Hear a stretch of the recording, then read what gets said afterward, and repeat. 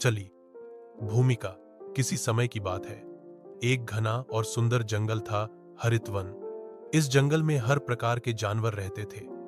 शेर, हाथी, लोमड़ी, बंदर, खरगोश, भालू, हिरण और पक्षी। जंगल में सब कुछ था, लेकिन एक बात की कमी थी, नेतृत्व की। पहले जंगल के राजा शेर थे, परंतु अब वह बूढ़े हो चुके थे और स्वयं ही पद छोड़ना चाहते थे। शेर ने एक दिन सभा बुलाई और कहा, अब मेरी उम्र बहुत हो चली है। मैं चाहता हूं कि इस जंगल में अब लोकतंत्र हो। सब जानवर मिलकर तय करें कि अगला नेता कौन बने। एक निष्पक्ष चुनाव होगा। सभी जानवर हैरान भी हुए और खुश भी। लोकतंत्र की बात सुनकर जंगल में नई ऊर्जा फैल गई। उम्मीदवारों की घोषणा। जंगल में चुनाव का ऐलान होते ही कई जानवरों ने अपनी उम्मीदवारी घोषित कर दी। एक, लोमड़ी, चालाक, तेज दिमाग और वक्ता। दो, हाथी, शांत, समझदार और ताकतवर। तीन, बंदर, हौंसमुख, मनोरंजन प्रिय और फुर्तीला। चार, भालू, मेहनती, ईमानदार लेकिन थोड़ा धीमा।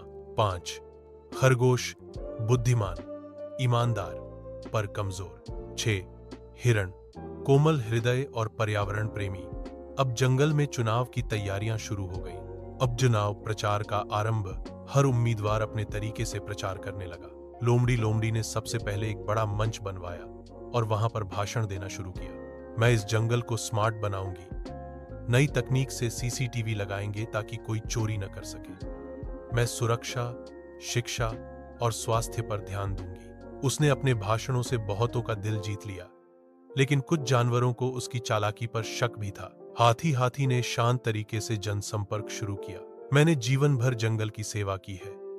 यदि आपने मुझे चुना तो मैं हर जानवर की बात सुनूंगा और जंगल में न्याय और शांति लाऊंगा। हाथी का गंभीर व्यक्तित्व भरोसेमंद लगा। बंदर अपने ही अंदाज में प्रचार कर रहा था। कभी पेड़ से लटकर स्टंट करता तो कभी गाना गाता। मस्ती भी जरूरी है यारो। मैं ऐसा जंगल बनाऊंगा जहां सभी मुस्कुराएं।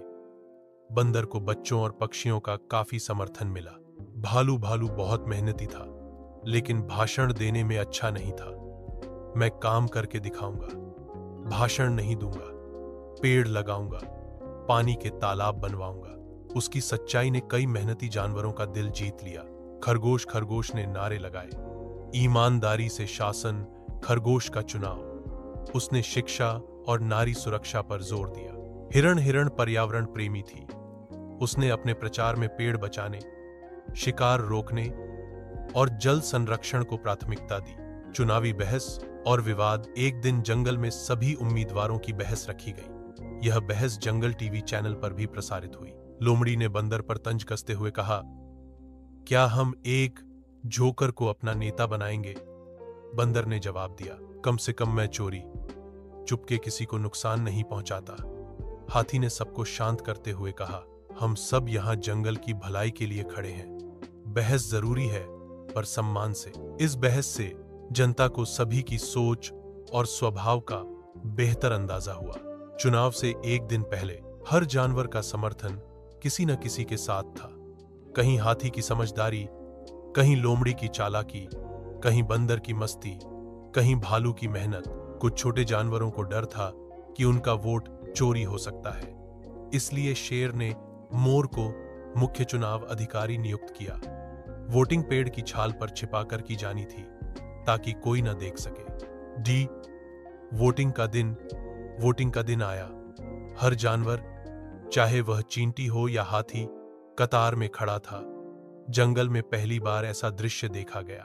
भालू, जो प्रचार में सबसे कम खर्च कर पाया था, सुबह सबसे पहले वोट डालने पहुंचा। बंदर गानों के जरिए सबको वोटिंग के लिए प्रेरित कर रहा था। लोमड़ी ने अपने समर्थकों से कहा, हर एक वोट मायने रखता है, जीत तय है। हाथी शांत बैठा, बस मुस्कुरा रहा था। गिनती का दिन और परिणाम। 3 दिन बाद गिनती शुरू हुई। मोर ने पूरी पारदर्शिता के साथ वोट गिने। परिणाम: 1 हाथी 250 वोट, 2 लोमड़ी 230 वोट, 3 भालू 180 वोट, 4 बंदर 160 वोट, 5 खरगोश 100 वोट। 6 हिरण 80 वोट। हाथी चुनाव जीत गया।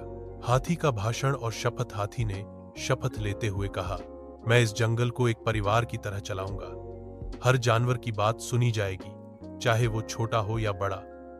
उसने अपने पहले ही दिन घोषणा की, हर क्षेत्र में पानी की सुविधा, बीमार जानवरों के लिए चिकित्सा केंद्र, बच्चों की शिक्षा हेतु प्याऊ पाठशाला, महिलाओं के लिए सुरक्षा झाड़ी अभियान। नए जंगल की शुरुआत। अब जंगल में सभी जानवर मिल जुलकर रहते थे। हर महीने एक खुली सभा होती थी जहां जनता अपनी समस्याएं रखती थी। लोमड़ी विपक्ष की नेता बनी और सरकार पर नजर रखती।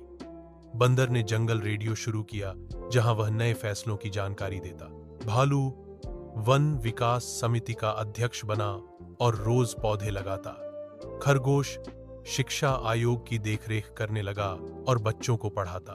हिरण ने वन्य जीव संरक्षण समिति शुरू की जो हर साल जानवरों को शिकारियों से बचाती। ऐसी और रोचक और प्रेरणादायक कहानियों के लिए चैनल को सब्सक्राइब करें।